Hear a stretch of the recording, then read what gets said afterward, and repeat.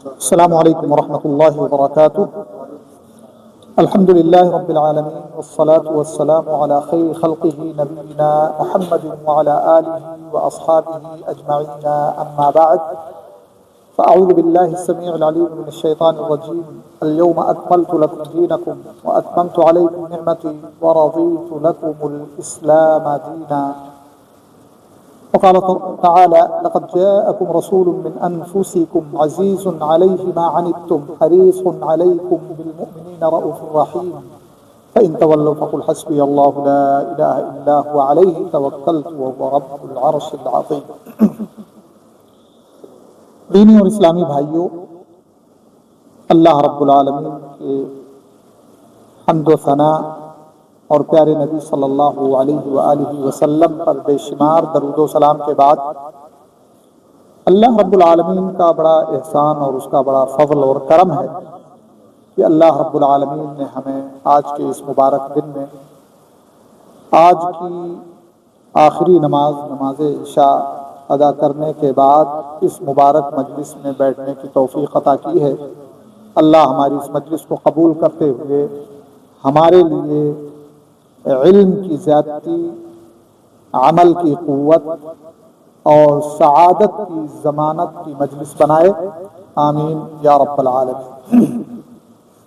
آپ حضرات کے سامنے قرآن عظیم کی ایک آیت میں نے پڑھی ہے، اسی کے ضمن میں چند مختصر باتیں میں پیش کروں گا۔ پہلی آیت میں نے سورہ مائدہ کی پڑھی ہے، اليوم اکملت لکم دینکم واتممت علیکم نعمتی ورضیت لکم الاسلام دینا۔ ہم میں سے ہر شخص جانتا ہے کہ پیارے نبی صلی اللہ علیہ وآلہ وسلم کی بعثت اس امت انسانیت کی ہدایت کے لیے ہوئی، اور چونکہ آپ کے بعد کوئی نبی آنے والا نہیں ہے، اس لیے ساری کائنات کے نبی بنا کر کے آپ بھیجے گئے۔ اللہ نے فرمایا: قل یا ایھا الناس انی رسول اللہ الیکم جمیعا، کہ اے لوگو میں تم سب کا رسول ہوں، مشرق سے مغرب، جنوب سے شمال، دنیا کے ہر حصے، ہر گوشے کے انسان کے رسول ہیں اللہ کے نبی صلی اللہ علیہ وآلہ وسلم۔ اس لیے پیارے نبی صلی اللہ علیہ وسلم کی شخصیت اور نبیوں کی شخصیت سے مختلف ہے، اور اس کو اللہ رب العالمین نے خود قرآن عظیم میں سورہ کہف میں ذکر کیا ہے کہ لعلک باخع نفسک الا یکونوا مؤمنین، کہ آپ اپنی محنت، اپنی کوشش، اپنی لگن کے پس منظر میں تو ایسا لگ رہا ہے کہ لوگ اگر ہدایت اور ایمان کی راہ پر نہ آئیں گے تو آپ اپنے آپ کو ہلاک کر ڈالیں گے۔ فکر، کوشش، محنت کس چیز کی؟ کہ لوگ ہدایت کی راہ پر آ جائیں اور جہنم کی آگ سے بچ جائیں۔ اسی لیے اللہ کے نبی صلی اللہ علیہ وسلم نے فرمایا کہ میری اور تمہاری مثال اے لوگوں ایسے ہی ہے کہ تم جہنم کی آگ کی طرف بھاگے جا رہے ہو اور میں پیچھے سے تمہاری کمر پکڑ کر کھینچ رہا ہوں تاکہ میں تمہیں جہنم کی آگ سے بچا سکوں۔ اسی لیے اللہ کے نبی صلی اللہ علیہ وآلہ وسلم سے بڑھ کر اس دنیا میں ہمارے لیے کوئی رحیم اور شفیق نہیں ہو سکتا ہے، اور اس کی شہادت اللہ رب العالمین نے دی، وما ارسلناک الا رحمتا للعالمین۔ دوسری جگہ کہا لقد جاءکم رسول من انفسکم عزیز علیہ ما عنتم، جس چیز میں تمہیں مشقت، تمہیں تکلیف ہوتی ہے وہ نبی کو بھی بہت گراں گزرتی ہے، حریص علیکم، اور تمہارے خیر کے لیے بے انتہا حریص ہیں اللہ کے نبی صلی اللہ علیہ وسلم۔ اسی لیے اس کائنات میں کوئی ایسا خیر نہیں جس کی نبی نے رہنمائی نہ کی، اور کوئی ایسا شر نہیں جس سے نبی اکرم صلی اللہ علیہ وسلم نے اپنی امت کو ڈرایا نہ ہو۔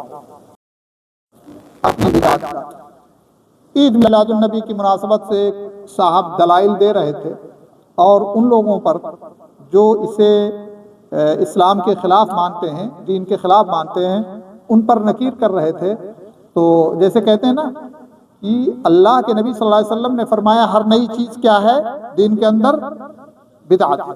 لیکن اللہ کے نبی نے قید کر دیا من احدث فی امرنا، یعنی میرے دین کے اندر جس نے کوئی نئی چیز ایجاد کی تو وہ مردود ہے. ٹھیک ہے. یہاں پر اب کتنے علماء ہیں وہ جانتے ہیں یا جان کر کے انجان بنتے ہیں، وہ ہر نئی چیز کو بدعت سے جوڑ کر کے پھر دنیاوی امور کو داخل کر کے پھر کہتے ہیں پھر بریانی نہیں تھی اللہ کے نبی کے زمانے میں تو بریانی کھانا کیا ہے؟ بدعت ہے. کہتے ہیں اللہ کے نبی کے زمانے میں آپ بھی نہیں تھے تو آپ بھی کیا ہیں؟ بدعت ہیں. اللہ کے نبی کے زمانے میں لائٹ نہیں تھی اس لیے آفتاب صاحب جو بدعت کا کام کر رہے ہیں. ہنسی آتی ہے ایسے لوگ ملت کے قائد کیسے بنے ہوئے ہیں، اور عوام الناس پہ بھی افسوس ہوتا ہے کہ ایسے لوگوں کو انہوں نے قائد کیا بنا رکھا ہے جنہوں نے اس فرق کو نہیں سمجھا. اللہ کے نبی صلی اللہ علیہ وسلم نے فرمایا کہ من احدث فی امرنا ھذا، اشارہ کس طرف ہے؟ دین کی طرف ہے. ما لیس منہ، جو اس دین میں سے نہیں ہے، فہو رد. اس لیے اگر آپ دین کے معاملے میں آئیں گے تو دین کے معاملے میں ہمارا اختیار نہیں، لیکن دنیا کے معاملے میں شرعی حدود میں رہتے ہوئے ہمارا اختیار ہے. مثال کے طور پہ دنیاوی اعتبار سے اللہ کے نبی کے زمانے میں گھر کیسے ہوا کرتے تھے؟ کھجوروں کے تنوں کے مٹی سے بنائے ہوئے. کچھ اور ڈیولپ کیا تو اینٹوں وغیرہ کے مکان بننے لگے. آج کے اس دور میں ہم جس دور سے گزر رہے ہیں، مکان جو جس انداز کے بن رہے ہیں اس انداز کے آج سے 10-20 سال 40 سال پہلے نہیں بنتے تھے. یہ دنیاوی طریقہ ہے. ایک آدمی گھر بنانا چاہتا ہے، وہ اپنے کمرے کی لمبائی چوڑائی کتنی رکھے دنیا کا معاملہ ہے، اس کے اپنے حساب سے سسٹم سے دنیا کا معاملہ ہے. اب کسی آدمی نے اگر 10x20 روم بنا دیا ہے تو کوئی آدمی آ کے آپ کو نکیر نہیں کرے گا کہ صاحب آپ نے 10x20 کیوں کیا، آپ نے جو ہے بدعت ایجاد کی ہے، اتنے کا اتنا ہونا چاہیے، ہے کہ نہیں؟ تو دنیاوی معاملے میں ہم کسی پر نکیر نہیں کرتے اگر وہ شریعت کے حدود میں ہے اور شرعی مخالفت ظاہری طور پہ نہیں پائی جاتی. لیکن دین کے معاملے میں اگر ہم کہیں کہ آج اللہ کے نبی صلی اللہ علیہ وسلم کا یوم ولادت ہے تو روزہ رکھیے، تو دوسرے پر بندہ نکیر کرتا ہے. کیوں؟ اس لیے کہ وہ دین سمجھتا. تو دین کا معاملہ اختیاری نہیں ہے، دین کا معاملہ دلیل کی بنیاد پر ہے. تو اس لیے یہ فرق سمجھنا بہت ضروری ہے کہ بدعت کا جب اطلاق ہوتا ہے تو دین کے تعلق سے ہوتا ہے کہ دین میں آپ کوئی نئی چیز ایجاد نہیں کر سکتے. دنیاوی امور میں شریعت کے حدود جو اصول ہیں اصول اور ضوابط رعایت کرتے ہوئے آپ اپنے سسٹم کے حساب سے کمرہ بڑا چھوٹا، چھت کی اونچائی لمبائی کو اپنے حساب سے کیجیے. کتنی بوری سیمنٹ لگائیں گے، کون سی کوالٹی کا اینٹ لگائیں گے، یہ آپ کا اپنا مسئلہ ہے آپ کے حساب سے. اب یہ ہے اس کو کنفیوز کر دیتے ہیں لوگ لا کر کے کہ صاحب اس وقت بریانی نہیں تھی، آج آپ بریانی کھا رہے ہیں تو بریانی کھانا بدعت. اور اس پر عوام الناس، یعنی وہ تو بیوقوف بنا رہا ہے آدمی، لیکن جو بیوقوف بن رہے ہیں ان پر افسوس ہوتا ہے کہ سبحان اللہ، ایسا لگتا ہے کہاں کی کوڑی لے کے آ گیا بندہ کہ بریانی بدعت ہے. یا مثال کے طور پہ آج ہندوستان کا لباس الگ طریقے سے ہے، عرب کا لباس الگ طریقے سے ہے. تو اب کچھ لوگ آ کر کے کہیں کہ صاحب آپ کرتا پیجامہ پہنتے ہیں بدعت ہے، لے کے اللہ کے نبی کے زمانے میں. یا آج جو دستاشا پہنا جاتا ہے جس انداز کا اس زمانے میں نہیں تھا تو آپ کہیں کہ.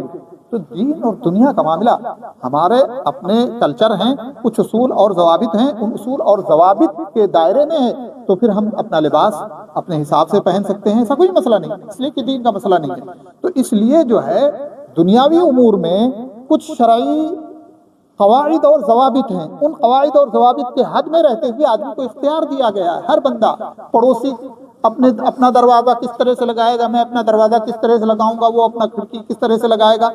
اب آپ آج آ کر کے کہیں کہ اس زمانے میں جو کھجور کے تنوں کے گھر رہتے تھے، آپ یہ پکا گھر کیوں بنا رہے ہیں، آپ بدعت کر رہے ہیں کہ پکا گھر بنا رہے ہیں. اس چیز سے آپ لوگ بچیے اور اس کو سمجھیے اور اس مولوی کو پکڑ کے لائیے. اس لیے کہ صحابہ کرام کے زمانے میں ہی ان چیزوں میں اختلاف پایا جاتا ہے، گھروں کے تعلق سے اور مسائل کے تعلق سے، کھانے کے تعلق سے مختلف کھانے کھائے جاتے تھے. خود اللہ کے نبی صلی اللہ علیہ وسلم نے ضب نہیں کھایا. ضب جانتے نا آپ لوگ؟ نہیں کھایا، لیکن حضرت خالد بن ولید نے اللہ کے نبی صلی اللہ علیہ وسلم کے سامنے سے کھینچ کے کھا لیا. تو اب یہ ہے کہ اس کو آپ بدعت میں شامل کر دیں کہ صاحب اللہ کے نبی نے نہیں کھایا تو آپ کیوں کھاتے ہیں، اللہ کے نبی یہ کھاتے تھے آپ کیوں کھا رہے ہیں. یہ سب کے سب جہالت کی باتیں ہیں. بہرحال میں اس طرف چلا گیا اس لیے کہ یہ چیز میں سننے میں بہت زیادہ آ رہا ہے کہ مولوی نے آج ہمارے آپ کے وجود کو بھی بدعت ثابت کر دیا ہے. کہ اگر عید میلاد النبی اللہ کے زمانے میں نہیں ہوتی تھی تو آج آپ کا وجود بدعت ہے، اس لیے کہ آپ اس زمانے میں نہیں تھے۔ اس سے بڑا جاہل مولوی نہیں ہو سکتا ہے، اور اس سے بڑا احمق مولوی نہیں ہو سکتا ہے، اور اس سے بڑا فتنہ پرور مولوی نہیں ہو سکتا ہے جو امت کو بھٹکا رہا ہے، گمراہ کر رہا ہے۔ ہمارا دین مکمل ہو چکا ہے۔ پیارے نبی صلی اللہ علیہ وسلم نے ہر خیر کی رہنمائی کر دی ہے اور ہر شر سے ہم کو ڈرایا ہے۔ اس لیے ہم اگر دین کے طور پہ، عقیدے کے طور پہ، ایمان کے طور پہ کوئی قول، کوئی فعل، کوئی عمل کرتے ہیں تو اس کا پروف ہم کو قرون اولیٰ سے ملنا چاہیے، نبی سے ملنا چاہیے، صحابہ کے عمل سے ملنا چاہیے، اس لیے کہ وہ اللہ کے نبی کے فرمانے کے مطابق سب سے افضل زمانے ہیں، سب سے افضل۔ اور کوئی بھی زمانہ، کوئی بھی معاشرہ افضل اسی وقت ہوتا ہے جب اس زمانے کے لوگ اچھے ہوتے ہیں، ورنہ زمانہ بذات خود افضل نہیں ہوتا ہے، تو لوگ اچھے ہوتے ہیں۔ زمانہ سب سے عمدہ صحابہ کا زمانہ دوسرے نمبر پہ، پھر تابعین کا زمانہ بہت عمدہ۔ اس لیے اگر یہ چیز خیر ہوتی، عید میلاد النبی اللہ کے نبی کی محبت ہوتی اور اللہ کے نبی کی محبت میں اس کا جواز ہوتا، تو ظاہر سی بات ہے اللہ کے نبی صلی اللہ علیہ وسلم نے اس عمل کو کیا ہوتا، اس پر اپنے صحابہ کو ابھارا ہوتا، اس کے فضائل بیان کیے ہوتے، اس کا اجر بیان کیا ہوتا۔ لیکن دور دور تک حدیث کی کتابوں میں، دور دور تک تاریخ کی کتابوں میں اس کے فضائل آپ کو نہیں ملیں گے، اس کا تذکرہ نہیں ملے گا۔ اس لیے ہمارے بھالے بھائی ابو لہب کا واقعہ ذکر کرنے لگتے ہیں کہ صاحب خواب میں دیکھا، اور ابو لہب سے پوچھا گیا کہ صاحب کچھ لمحے کے لیے جہنم کا عذاب اس سے ہلکا کر دیا جاتا ہے، اور اس طرح سے تو وہ عید میلاد النبی کا رشتہ اس سے جوڑتے ہیں۔ یعنی حفوات، لا یعنی چیزیں، بے بنیاد چیزیں لا کر کے اس کے جواز کے لیے پیش کرتے ہیں۔ آج تک کوئی بھی صریح دلیل اللہ کے نبی صلی اللہ علیہ وسلم کی پیدائش کی مناسبت سے خوشی منانے اور طرح طرح کے کام کرنے کے تعلق سے کوئی ثابت نہیں کر سکا، کھینچا اور تانی ہے۔ کوئی کہتا ہے وما ارسلناک الا رحمۃ للعالمین، یہ عید میلاد النبی کی دلیل ہے۔ اب اس سے جب آپ ڈسکس کیجئے کہ کہاں سے دلیل نکلی، تو کہا کہ اللہ کے نبی صلی اللہ علیہ وسلم رحمت نہیں ہے امت کے لیے۔ تو اگر یہ دلیل ہے تو یہاں اللہ کے نبی کا ذکر ہے کہ ٹھیک ہے اللہ کے نبی صلی اللہ علیہ وآلہ وسلم رحمت ہیں، تو پھر اللہ رب العالمین نے قرآن میں ہی والدین کو رحمت بتایا ہے، والدین کو آپ کے وجود کا سبب بتایا ہے، تو پھر والدین کی بھی پیدائش یا جو چیز بھی آپ کے لیے رحمت کا سبب بنے۔ بات یہ ہے کہ وما ارسلناک الا رحمۃ للعالمین نازل کس پر ہوئی؟ نبی اکرم صلی اللہ علیہ وسلم پر نازل ہوئی۔ کیا اللہ کے نبی نے یہ نہیں سمجھا تھا کہ اس آیت کا مفہوم یہ ہے کہ عید میلاد النبی منائی جائے، یوم پیدائش کی خوشی منائی جائے؟ کیا صحابہ کرام نے اس آیت کو نہیں سنا تھا، اس آیت کو نہیں سمجھا تھا؟ آج 1400 سال کے بعد لوگوں کی سمجھ میں آیا کہ صاحب اس آیت کا مطلب یہ ہے کہ اللہ کے نبی صلی اللہ علیہ وسلم کی عید میلاد النبی منائی جائے۔ تو عید میلاد النبی منانا گویا اس بات کی دلیل ہے کہ گویا دین مکمل نہیں ہوا تھا، اس لیے ہم یہ چیز لے کر کے آئے اللہ کے نبی، اور ان پر الزام بھی ہے، نبی پر بھی الزام ہے، اس لیے کہ نبی سے جب ثبوت نہیں ملا اور ہم نے نبی کی محبت میں اس چیز کو ایجاد کیا، تو اس کا مطلب یہ ہے کہ نعوذ باللہ اللہ کے نبی کو اس کی فضیلت نہیں معلوم تھی، بلکہ اللہ کے نبی صلی اللہ علیہ وسلم سے یہ چیز پوشیدہ تھی، اس لیے نہ تو آپ نے قولا نہ فعلا نہ عملا یہ عمل کیا ہی نہیں۔ صحابہ کرام پر الزام آتا ہے کہ اس کا مطلب یہ ہے کہ ہم صحابہ کرام سے بڑھ کر کے محبت کرنے والے ہیں اللہ کے نبی صلی اللہ علیہ وسلم سے، اور صحابہ کرام اللہ کے نبی کی محبت میں ہم سے پیچھے ہیں، اس لیے کہ انہوں نے عید میلاد النبی نہیں منائی۔ تو ان پر بھی جو ہے انڈائریکٹ الزام آتا ہے ہمارے اس عمل کی وجہ سے، ہمارے اس قول اور فعل کی وجہ سے۔ اس لیے میرے بھائیوں، دین کا معاملہ نازک ہے، دین کا معاملہ اہم ہے، اور قیامت کے دن نہ یہ مولوی ہمارے سائیڈ میں ہوگا، نہ مولوی ہمارے سامنے کھڑا ہوگا۔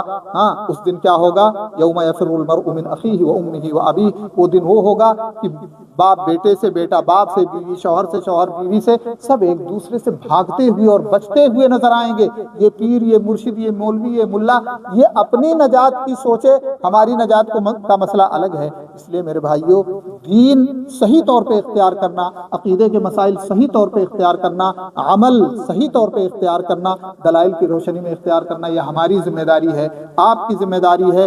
اور خود اپنی ذمہ داری کو نبھاتے ہوئے اہل و عیال بچوں میں اس چیز کو عام کیا جائے، جو بدعقیدگی ہے، جو شریعت کے خلاف چیزیں ہیں، ان چیزوں سے روکا جائے، کیونکہ اللہ رب العالمین کیا فرماتا ہے؟ یا ایھا الذین آمنوا قوا انفسکم واہلیکم نارا، کہ اے ایمان والو خود کو اور اپنے اہل و عیال کو جہنم کی آگ سے بچاؤ۔ اس لیے ہماری ذمہ داری ہے اپنے اہل و عیال کو بھی بچانا، خود کو بھی بچانا، اور ہم اسی وقت بچ سکتے ہیں جب ہمارا کامل اور مکمل یہ ایمان اور عقیدہ ہو جائے کہ اللہ کے نبی صلی اللہ علیہ وسلم نے دین مکمل ہم تک پہنچایا ہے، اور صحابہ کرام نے اس کو مکمل طور پہ سمجھا ہے اور اس پر عمل کیا ہے۔ اس لیے دین میں نہ اب کسی اضافے کی نہ کسی کمی کی ضرورت رہی، جتنا دین اس زمانے میں تھا اتنا ہی دین آج ہمارے لیے کافی ہے، اور جو دین اس وقت تھا وہی دین آج ہے، اور جو اس وقت دین نہیں مانا گیا قیامت کی صبح تک وہ دین نہیں مانا جائے گا۔ اس لیے میں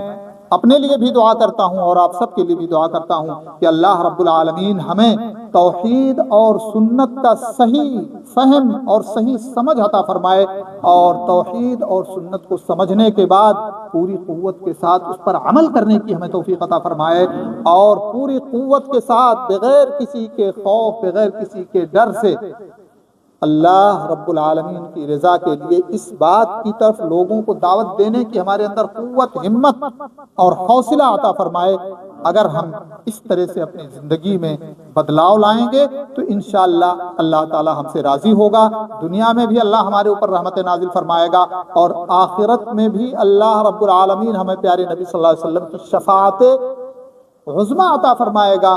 کیوں؟ اس لیے کہ اللہ کے نبی صلی اللہ علیہ وسلم کی شفاعت سے بدعتی محروم ہو جائیں گے، حوض کوثر سے بھی محروم کر دیے جائیں گے، جیسا کہ حدیث میں ہے کہ سحقاً سحقاً لمن غیر بعدی، کہ میرے بعد جس نے دین کے اندر جو ہے رد و بدل کو قبول کیا تھا، ایسے لوگوں کو مار کر کے بھگاؤ۔ اللہ رب العالمین سے دعا ہے اللہ تعالی ہمیں عرش کا سایہ عطا فرمائے، اللہ رب العالمین ہمیں توحید کی نعمت سے نوازے، اللہ رب العالمین ہمیں سنت پر عمل کرنے کی توفیق عطا فرمائے، اللہ رب العالمین ہمیں معاشرے کے اندر پائے جانے والے گمراہ کرنے والے مفتیوں اور مرشدوں اور اسی طرح سے علماء سو سے اللہ رب العالمین ہماری حفاظت فرمائے، ہمارا تعلق قرآن عظیم سے پڑھنے، سیکھنے، سمجھنے، عمل کرنے اور لوگوں میں عام کرنے کے تعلق سے جو ہے مضبوط بنائے، سنت کے تعلق سے ہمارے دلوں میں اللہ رب العالمین سچی محبت عطا فرمائے، اور سنت کو پڑھنے اور سنت کا علم حاصل کرنے کی اللہ رب العالمین اس پر عمل کرنے کی اور اس کی دعوت کرنے کی ہمیں توفیق عطا فرمائے۔